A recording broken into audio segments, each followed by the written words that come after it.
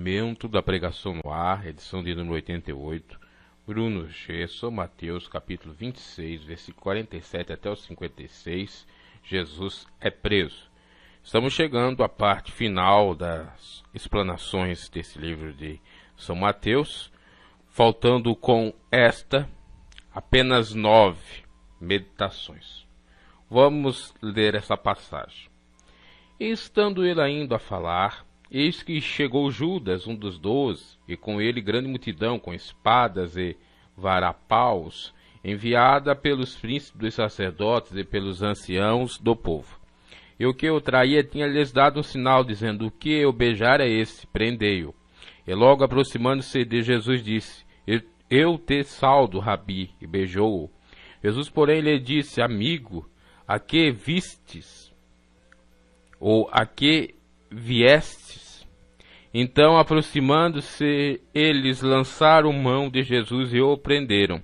E eis que um dos que estavam com Jesus, estendendo, a mão, puxou da espada e, ferindo o servo do sumo sacerdote, cortou-lhe uma orelha.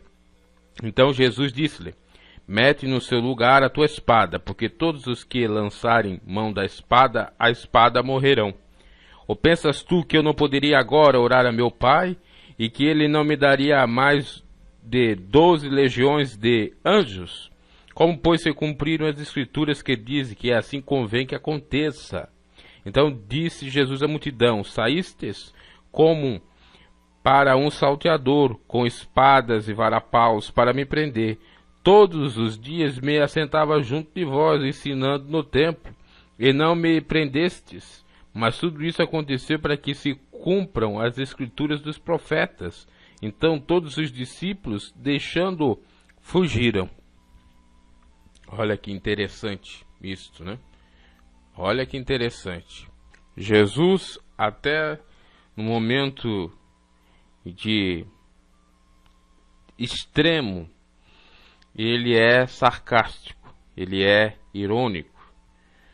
Porque quando Judas chega até a ele para o beijar, ainda chamando hipocritamente na cara de pau, né, aquela pachorra de rabi, de mestre, Jesus diz o seguinte: amigo, a que vieste? Amigo, isso não é ironia?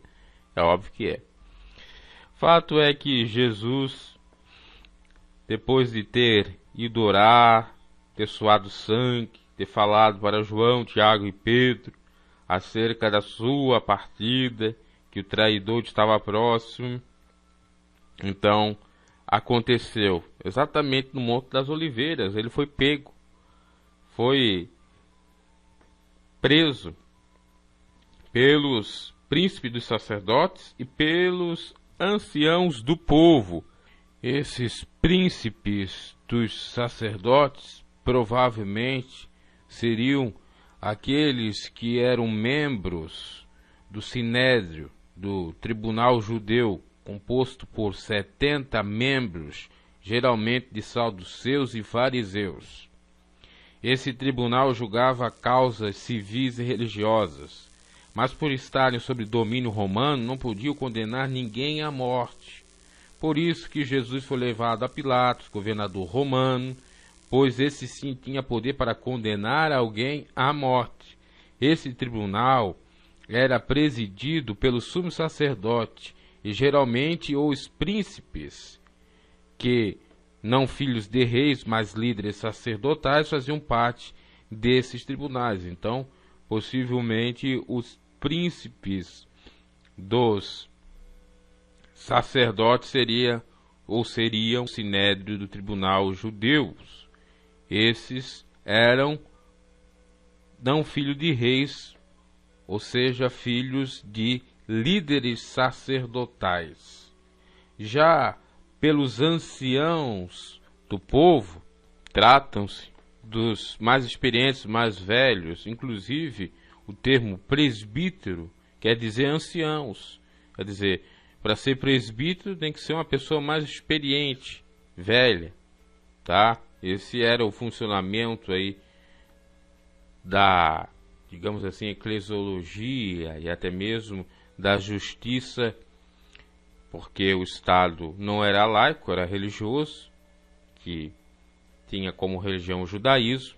Então, essa era a formação aí, exatamente, dos tribunais e também com relação às hierarquias eclesiológicas no judaísmo, tá? A título de curiosidade, vamos falar um pouquinho acerca mais dos anciãos. No judaísmo, quase todas as sociedades ou comunidades religiosas mais antigas foram guiadas de alguma forma por anciãos. Isso é, pelos mais velhos, experientes e sábios homens do grupo. De acordo com Gênesis 57, existiam anciãos do Egito, e de acordo com Números 22:7, haviam anciãos de Moabe e Midian. Ou seja, isso é uma praxe de todas as nações, inclusive aquelas que não serviam ao Deus hebreu. Logo, não é nada único ou incomum ter anciãos ocupando posições de autoridade. A igreja primitiva nasceu em solo judeu, seus primeiros membros e líderes eram judeus, seu senhor era judeu, e ela servia como um cumprimento das escrituras judaicas e com o verdadeiro povo judeu de Deus. Portanto, é de se compreender que a igreja, como surgiu do judaísmo, iria de algumas formas modelar sua vida e estrutura na vida e estrutura do povo de Deus no Velho Testamento, do qual eles eram agora a verdadeira posteridade. Os anciãos de Israel são referidos no Velho Testamento, dos primórdios da nação no Egito, Êxodo 12:21, até o período da reconstrução do templo depois do exílio babilônico, Esdras 6:7. Em Ezequiel 7:26, eles são juntamente, cada grupo, tendo sua especial preocupação. Buscarão visões de profetas, mas do sacerdote perecerá a lei, e dos anciãos o conselho. Em Levítico 4:15, os anciãos têm uma função representativa em certas práticas de adoração. Em Números 11:16, eles são descritos como superintendentes do povo. Em geral, não podemos dizer que através da história, ou da longa história de Israel, o papel do ancião sem dúvida mudou. Eles eram os homens mais velhos da comunidade. Por sua causa da sabedoria, ou por causa da sabedoria, eles em conselho e a natural honra devida a eles, ou a eles eram pedido conselhos, né? Levítico 19:32. Se tornaram os administradores ou líderes oficiais da comunidade. No judaísmo dos dias de Jesus, os anciãos de Israel ainda eram dominantes. O uso mais frequente da palavra ancião no Novo Testamento se refere aos anciãos judeus, que se opunham a Jesus durante sua vida. Nos evangelhos e em Atos, anciãos são frequentemente vistos formando um grupo muito unido com os principais sacerdotes. De novo, nós lemos sobre os principais sacerdotes e anciãos do povo, conforme está em Mateus 21:23, 26:3, 47, que é esse versículo que eu estou lendo aqui, 27:1, etc. O termo ancião é provavelmente muito amplo e incluiria membros dos escribas, bem como os fariseus e saduceus. Tradição dos anciãos, que Jesus chega a falar, né, ao condenar, que já abordamos em Mateus 15:2, Atos 22:6. Portanto, é evidente que o judaísmo do qual a igreja primitiva emergiu era aquele em que os anciãos desempenhavam um papel distintivo e bem conhecido. Esse papel familiar na sociedade judaica era sem dúvida onde a igreja primitiva obteve o título ancião. Mas qual era o caráter e a função do ancião cristão primitivo? Só para ser determinado pelo estudo dos textos do Novo Testamento, seria errado assumir que o conceito judaico ou judeu era assumido sem nenhuma modificação, porque a igreja não era simplesmente uma cópia em carbono do judaísmo ou do Israel do Antigo Testamento. Vale a pena notar na passagem que o ofício do sacerdote, tão proeminente no Velho Testamento, não é assumido pela igreja primitiva. Profetas e anciãos, Ezequiel 7:26, têm suas contrapartidas na igreja. Esses títulos são usados, mas não há contrapartida oficial ao sacerdote, pois como o Novo Testamento ensina, toda a igreja é um sacerdócio santo. 1 Pedro 2:9. Nós que estamos em Cristo fomos todos feitos sacerdotes para o seu Deus. Apocalipse 1:6. Cada indivíduo tem acesso ao Santo dos Santos, trono da graça, por causa da morte expiatória de Cristo, e de uma vez por todas, nenhum oficial na igreja tem ou tema a função de mediador entre o cristão e Deus. Enfim, nós temos até muito mais coisas a ser faladas acerca dos anciãos, mas acho que já deu para entender quem sejam eles, né? E que serviram inclusive para a igreja nomear os presbíteros. Que presbíteros, como já disse, e ancião é a mesma coisa, porque palavras que são sinônimas, ok? Então aqui no caso específico desses que vieram pegar Jesus para prendê-lo, se tratava exatamente de homens experientes. E vieram com ele grande multidão com espadas e varapaus, ou seja, veio um exército contra Cristo. Sendo que Cristo nunca reagiu praticamente a nada, só se esquivava em alguns momentos, porque não era a hora, né?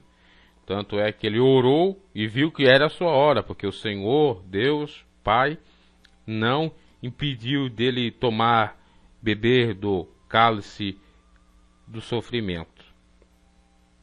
Então, o povo configurado pelos anciãos e pelos príncipes sacerdotes veio com a sua comitiva, com a sua multidão, para prender Jesus, como se precisasse, como se ele fosse resistir, como se ele de alguma forma tivesse um poder mágico, né? Poderia até, né? Não um poder mágico, mas sim um poder dado por Deus sobrenatural para escapar, mas não era para assim fazer, porque tudo se tratava de cumprimento de palavra, de cumprimento de profecia. E o que o traía, Judas Iscariotes, tinha lhe dado um sinal, né? Tinha combinado com os príncipes sacerdotes, com os anciãos do povo, o Cristo é aquele que eu beijar. E aqui cabe destacar uma coisa muito interessante com relação ao aspecto físico de Jesus. Porque muitos chegam a dizer que Jesus é um loiro, de olhos azuis, cabeludo, né, bonitão, né, num formato caucasiano, né, como fosse um europeu. Mas não era, porque se ele tivesse essa diferença, já que o povo judeu não tem olhos azuis e muito menos cabelos galegos, vamos dizer assim, ou loiros, seria fácil eles identificar Jesus. Judas ia dizer, é aquele de olho azul e de cabelo loiro. Não, Jesus era igual a todos os judeus da época.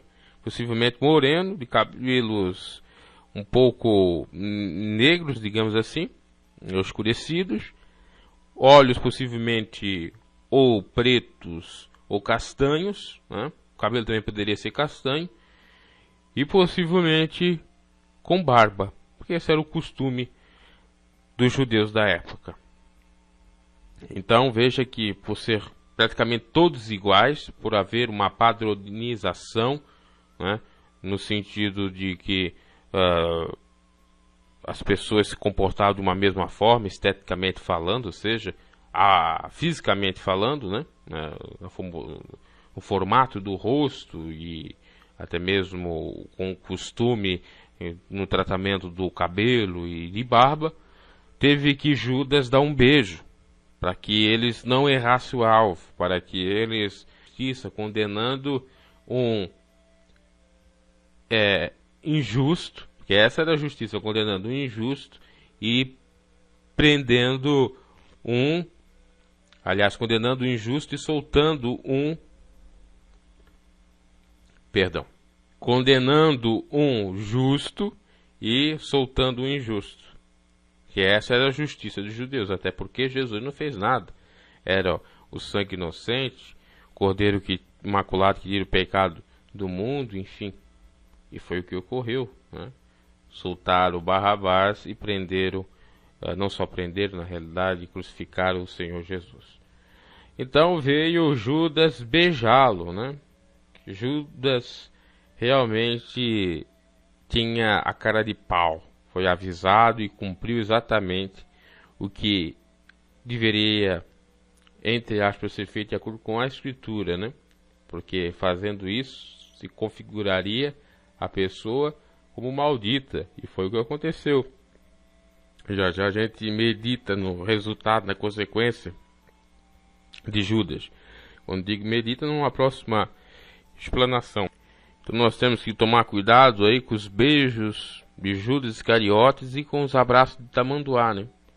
Jesus se valeu da mesma ironia, da mesma cara de pau de Judas, dizendo: olha, o que você quer, né? Amigo, a que vieste? Né? Já que Judas chegou diante de Jesus, saudou e chamou de Rabi, e beijou, né? Como se amasse muito Jesus, como se reverenciasse Jesus como mestre. Aliás, há uma meditação muito interessante com relação a mestre e a Senhor. Os verdadeiros discípulos e pessoas que de fato se converteram ao Senhor, chamaram ele de Senhor, e não de mestre, não de bom mestre.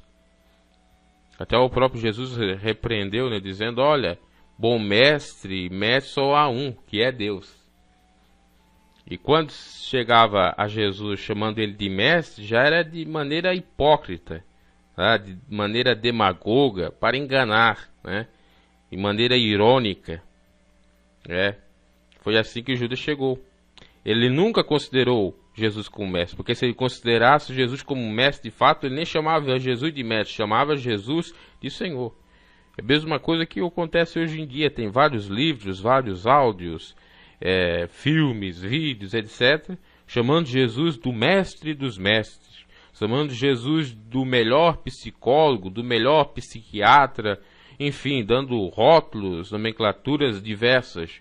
Mas o importante, que é chamar de Senhor, não é feito, porque tudo isso é passageiro, tudo isso não traz benefício algum e é irrelevante. Agora, o chamar Jesus de Adonai, de Senhor, é algo muito realmente valoroso, porque você compreendeu de fato que você deve servir, que o Senhor é Senhor da sua vida, que você não pertence a si mesmo, que tem alguém que lhe manda, que sem o seu Senhor você não pode fazer nada. E assim você tem a salvação. Agora, mestre, ele ensina e você tem que procurar com as suas próprias pernas, né? Tem que ir, caminhar. Ele só dá algumas instruções. O Senhor não, ele não dá instruções. Ele dá instruções, mas com um mandamento. O Senhor é um tratamento de patrão e empregado. Nós temos que ter, não nesse contexto exatamente de patrão e empregado, no sentido de que o patrão é enérgico, rude, duro, não. Porque Deus não é carrasco, muito menos esse tipo de patrão.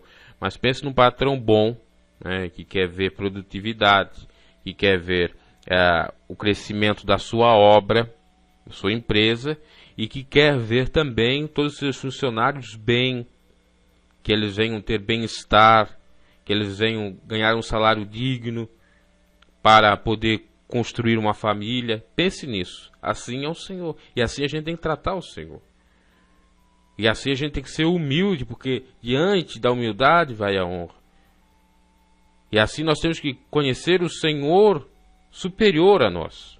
Agora, quando você vai atrás de um mestre, de um professor, simplesmente, o que você vai atrás?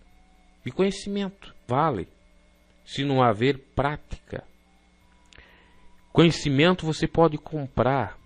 Agora, instrução e mandamento você não compra. Veja que o Senhor Jesus, ele é mestre, mas é Senhor, sobretudo. Ele não só dá instruções, mas ele manda, não para o nosso mal, mas para o nosso bem. Você, às vezes, vai para uma faculdade, se profissionalizar em determinada área, e lá você aprende alguns conceitos técnicos acerca de uma área. No entanto, aquele conhecimento só terá valor se você colocar em prática. E com o tempo, aquele conhecimento já não vai valer mais, porque haverão novas formas de conhecimento. porque é necessário fazer o upgrade, a atualização de outros conhecimentos. Apesar daquele momento valer alguma coisa, mas se você se relaxa, não se atualiza, ou se você não pratica aquilo que você aprendeu, foi perda de tempo. Agora, o Senhor não. Ele dá instrução a todo momento e com uma ordem imperativa, dizendo o seguinte, ou imperiosa, né? Não imperativa, de ordem mesmo, né? Faça isso. São princípios irrevogáveis, são princípios que jamais podem ser quebrados. Princípio do amor, etc. Então, quando o sujeito chega diante do Senhor Jesus e chama simplesmente de mestre, realmente ele está perdido. Agora, quando ele chama de Senhor, não de lábios, mas de coração, esse Judas hipocritamente chamou Jesus de Rabi, mestre. Não chamou de Senhor. Ele não ousou chamá-lo de Senhor. Porque se ele chamasse, com certeza, Jesus de Senhor, Jesus iria se defender de alguma forma. Ele dizia, tu me chama de Senhor, e por que eu não sou Senhor na sua vida? Agora, de mestre não é apenas um pedagogo, é apenas um instrutor, era apenas um que era conhecido pelo mundo grego e também, obviamente, na época de Cristo, pelos judeus, o chamado um peripatético, que eram os sujeitos que estavam dando instruções, ou seja, que eles caminhavam dando instruções, né? Era o que Jesus fazia. A multidão o seguia, os seus discípulos, e ele ia falando conforme ia andando, né? Você às vezes faz uma caminhada com alguém especial, às vezes um filho, uma esposa, e fica falando aquele diálogo assim, num caminhar. Então Judas poderia pensar que ele era um peripatético, né? Ou simplesmente o mestre, então não tinha a sua devida importância, ele não era o filho de Deus. Era isso.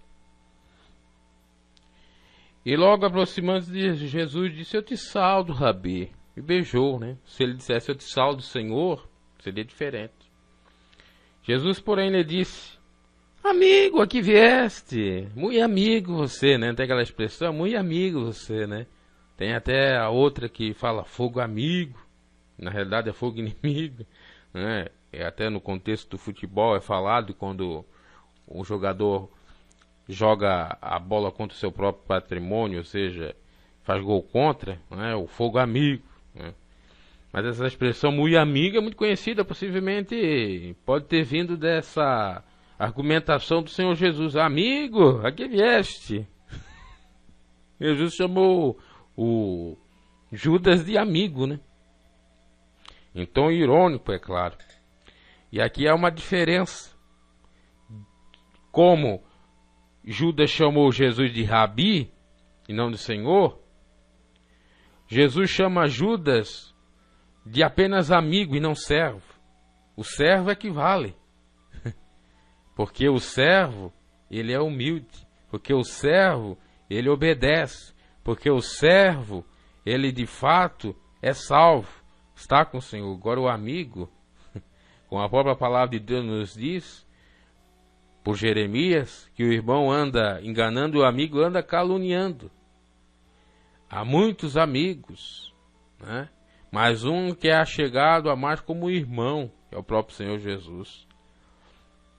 A Bíblia chega a falar que o rico tem muitos amigos, e que o pobre, todos os amigos chegam, né, a se afastar dele. Provérbios fala, Salomão. Então o contexto de amigo aqui não vale. É claro que nós vemos a expressão de Abraão sendo amigo de Deus, mas aí na questão está falando, obviamente, no sentido positivo, né? Agora aqui é no aspecto negativo, ou seja, pejorativo, né? Então perceba que Jesus devolve na mesma moeda, ele paga com a mesma moeda. Me chamou de Rabi, eu vou chamar de amigo. Se me chamasse Senhor, já não me trairia, eu aí chamaria ele de servo.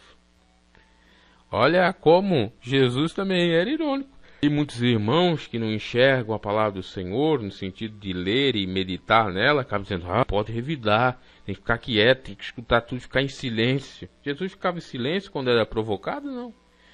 Ele dava sempre na mesma moeda. Quando vinham para zombar da cara dele, ele zombava. Quando falavam mal dele, ele repreendia dizendo, olha, eu não faço isso. Quando fazendo sinais, prodígios de maravilhas, expulsando demônios em nome do príncipe das trevas, Jesus chegou e disse, olha, se eu estivesse fazendo pelo nome do príncipe das trevas, os demônios não estariam unidos, né?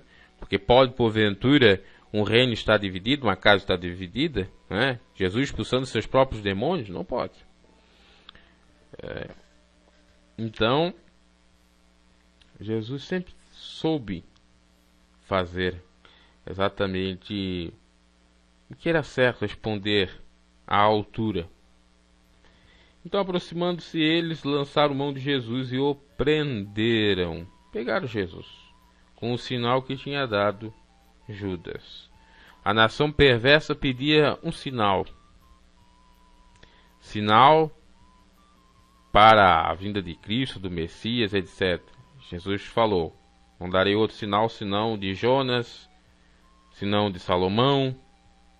De Jonas porque esteve no ventre da baleia, ficou morto por 3 dias e depois foi jogado na praia já vivo. Aconteceria isso com Jesus, ficaria 3 dias debaixo da terra, depois ressuscitaria. E também deu o exemplo de Salomão, que aqueles que estavam próximos de Jesus estavam vendo ou tendo a honra de presenciar a maior sabedoria, pois ele era mais do que Salomão. Mas o povo não acreditou. Agora, nesse sinal de Judas, eles acreditaram, né? Não, esse é um sinal de condenação, uma marca de condenação. Quer dizer, os sinais de Deus, o povo não enxerga e nem quer saber. Agora, o sinal do mal, a marca do mal, o estigma, maldito, para condenar, para humilhar, para fazer mal, esses eles querem saber.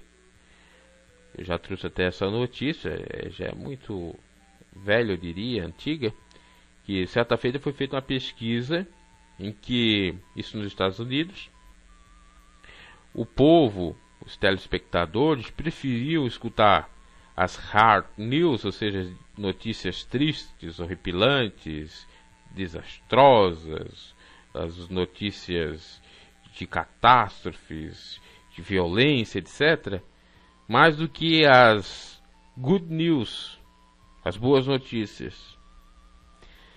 E aqui já não era diferente, o povo gostava mais, porque estava distante de Deus, das coisas ruins, achando que era boa, porque lhe agradava, seu instinto que se saciava com as coisas maléficas. Tanto é verdade que a própria crucificação era um espetáculo. Era como se você fosse no teatro ver alguma encenação. Tanto a crucificação como a decapitação, não, ou ser degolado, né? Era um prêmio, era algo assim para todo mundo se ver, né? Quando Jesus foi crucificado junto com Dimas e Gestas, todo mundo estava vendo. Era um espetáculo. É como se hoje em dia você ouvisse com carro de som o seguinte: vai ter a festa tal na cidade, a festa em comemoração de alguma coisa interessante na cidade ou da própria cidade. Todo mundo vai lá ver. Seria isto. Todo mundo foi lá ver Jesus ser crucificado. E muitos zombavam dele ainda mais, e riam aquele espetáculo, e se alegravam com aquilo. Assim como eles se alegraram aqui com esse sinal. É lamentável, né? O ser humano, a que ponto chega? De querer saciar com a derrota, a destruição do outro. De ter prazer mórbido, e seria até mesmo uma prática sádica, de ter prazer pela destruição ou autodestruição, ou pelo mal, pela morte dos outros. É ser um psicopata verdadeiro, um serial killer. É um sujeito que tem vontade de matar, e dá prazer, e dá tesão. E é o que ocorreu. O povo sem Deus realmente é perverso. E o interessante é que muitos dizem, mas ele não era sem Deus, ele estava servindo o Deus verdadeiro lá, da tradição judaica, eles eram religiosos. Pois é, mas é esse povo que geralmente não tem Deus mesmo. É esse povo que não tem Deus, é porque aquele que está do lado de fora, eles não conhecem. Jesus mesmo falou para João na ilha de Patmos, oxalá seja frio ou quente, porque morro não vomitar-te da minha boca. O pior é esses sujeitos aí, ó, meio termo, né? Que diz que são cristãos, no caso aqui diz que são de Deus, mas amam matar, né? E o mandamento é: não matarás. Hipocrisia. Recentemente eu tive a informação que existe no catolicismo inúmeros bispos, até padres, que são ateus, mas exercem a função de padre, de bispo na Igreja Católica. Aí você pergunta, mas como isto? Que contrassenso? Pois é, porque a Igreja Católica, Apostólica Romana, que é o exemplo que nós temos no dia de hoje, ela se tornou uma empresa. Ela se tornou um negócio, um entretenimento. Ela se tornou algo comum, correlato a qualquer empreendimento. E aí pouco importa, desde que siga a cartilha, desde que não desobedeça, né, as normas impostas pela igreja, você pode até inclusive inventar coisas que você não crê só para trazer o lucro para a sua empresa, para a sua igreja, no caso específico. E aí muitos falam do protestantismo, mas protestantismo é filho do catolicismo. Ou seja, tudo farinha do mesmo saco. E em ambas existe isso, infelizmente. Pastores ateus que são pastores, que sabem que com aquela hipnose, com aqueles mecanismos criados pela sua mente fértil, lhe dão rentabilidade e lucro. Então eles continuam com aquilo. Então é para você perceber o tamanho do mal, das heresias que aí estão, dos falsos profetas que aí estão. E na época de Jesus não era diferente. Quantos judeus que até mesmo não acreditavam, eram céticos com relação à lei mosaica? Quantos só sendo religiosos, só de aparência, demonstrando serem de Deus, mas não eram. Por quê? Queriam apenas ostentar o cargo, queriam apenas se aparecer. O que ocorre com esses bispos que citei, sacerdotes, até pastores, e não creem em Deus. Eles não creem em Deus, mas eles querem estar no cargo, porque o cargo é uma profissão, e essa profissão lhe dá renda no final do mês, dá aposentadoria, etc. É isto. Lamentável, meus caros. Aí você vai atrás de religião, você vai atrás de catolicismo, você vai atrás de protestantismo, e não vai atrás de Jesus. O que adianta? O exemplo é Jesus, não é a igreja católica, não é a igreja protestante, que se iguala em muitas das coisas à sinagoga dos judeus, à tradição judaica, que não aceitou Jesus, de fato, que matou. É para pensar? E eis que um dos que estavam com Jesus estendeu a mão, esse era Pedro, puxou da espada e, ferindo o servo do sumo sacerdote, cortou-lhe uma orelha. O sumo sacerdote era o Malco. E, segundo o contexto, dá a entender que Pedro queria matar o sumo sacerdote, não simplesmente cortar a orelha. E Jesus repreendeu Pedro e disse: mete no seu lugar a tua espada, porque todos os que lançaram mão da espada, a espada morrerão, ou seja, há consequência. Todos aqueles que matam com espada serão mortos com espada, é a lei da semeadura. Colheu aquilo. Ou pensas tu que não poderia agora orar a meu Pai e que ele não me daria mais de 12 legiões de anjos? Possivelmente uma legião de anjos chega a 2.000, 3.000, até 7.000 anjos. Então perceba, 12 legiões de anjos daria aí, né, um bom número de anjos. 70.000, por aí. Até vou trazer o dado preciso. Quase acertei, 70.000, dá um pouco mais de 70.000, porque, segundo a história, uma legião do exército romano é composta de 6.000 soldados romanos, corpo da antiga milícia romana, composta de infantaria e de cavaleiro, Jesus dando a entender que uma legião de anjos é composta, portanto, de 6.000 anjos. 12 legiões é igual, então, a 6.000 vezes 12. Isso vai dar 72.000 anjos. O valor de um único anjo em estado de guerra é igual a 185.000 soldados gentios. Então saiu o anjo do Senhor e feriu no arraial os assírios, a 185.000. Isaías 37 a 36. É interessante trazer esses dados, né? Então vamos multiplicar as legiões de anjo por 6.000. 72.000 anjos vezes 185.000, que é o valor de cada anjo em estado de guerra, porque é uma hierarquia, né? Tem a legião, tem um anjo, e um anjo corresponde ainda a um número de outros conservos, possivelmente. Então, 72.000 vezes 185.000 daria 13 bilhões e 320 milhões de soldados romanos naquele momento, comparando ao exército romano. Então, temos a soma de 13 milhões e 320 milhões de soldados romanos contra as 12 legiões de anjos. Então, quer dizer, isto é, as 12 legiões de anjos dariam para destruir 13 bilhões e 320 milhões de soldados romanos naquele momento. Portanto, bastaria, para esclarecer, 72.000 anjos para destruir um exército enorme, de 13 bilhões e 320 milhões de soldados romanos, tá? Não quer dizer que os anjos valeriam exatamente a algo mais.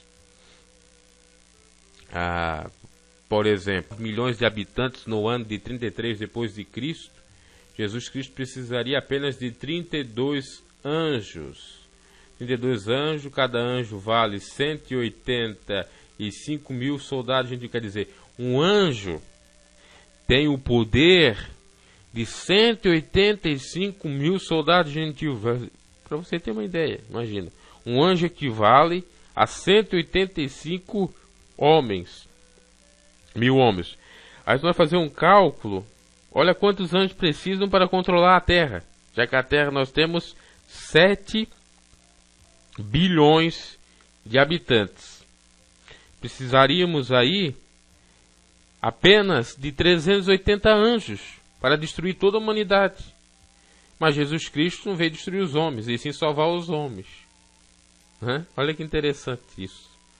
Deus quer acabar com 380 anjos acaba com isso tudo. Olha o poder de Deus. Então, Jesus ali estava tranquilo, foi o que ele disse para Pedro. Olha, para que fazer isso? Tu acha que está me defendendo? Eu tenho quem defenda eu. Muito mais do que esses soldadinhos aí, essas sentinelas. Isso aí são fichinha para um anjo meu. Que dá conta de 185.000 habitantes. Por exemplo, na cidade onde eu habito, tem cerca de 35.000 habitantes. De um anjo para acabar com essa cidade. Não é? Porque é bem inferior. Não é? Ou até menos de 1/4. Olha o tamanho do poder de Deus. Olha o tamanho do poder dos anjos. Nós somos fichinha.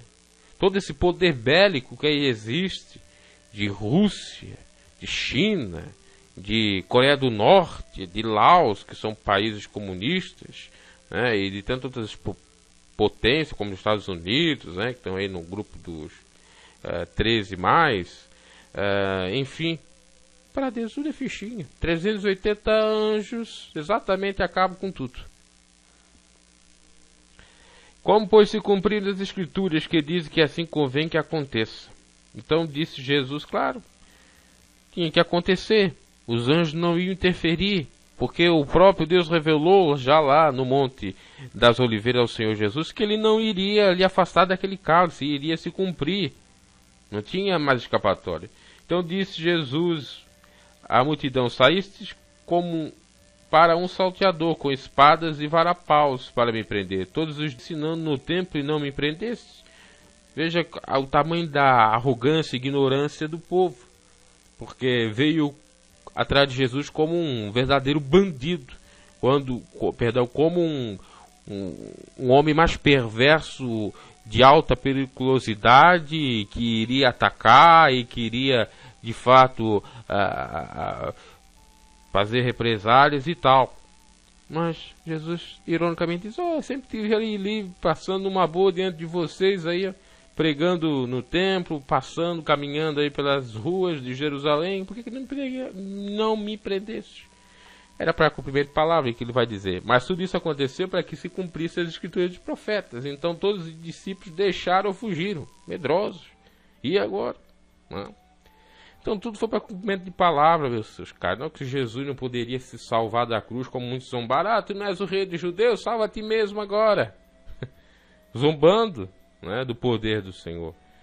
Assim como Gesta zombou do Senhor Jesus, já Dimas estava no seu lado direito e falou, não, eu quero ir para o céu. Já a gente medita isso numa outra oportunidade, né? Onde chegar exatamente essa meditação. Então, meus caros, é isto. Até a próxima. Que não crucificamos a Jesus novamente. Que não prendemos a Jesus novamente. E que seja ao contrário, aquilo que o apóstolo Paulo chegou a dizer. Que sejamos, entre aspas, prisioneiros do Senhor. Que sejamos servos e não amigos. Que tratemos o Senhor, ou Jeová, como Senhor e não como simplesmente um mestre qualquer. Que Deus os abençoe.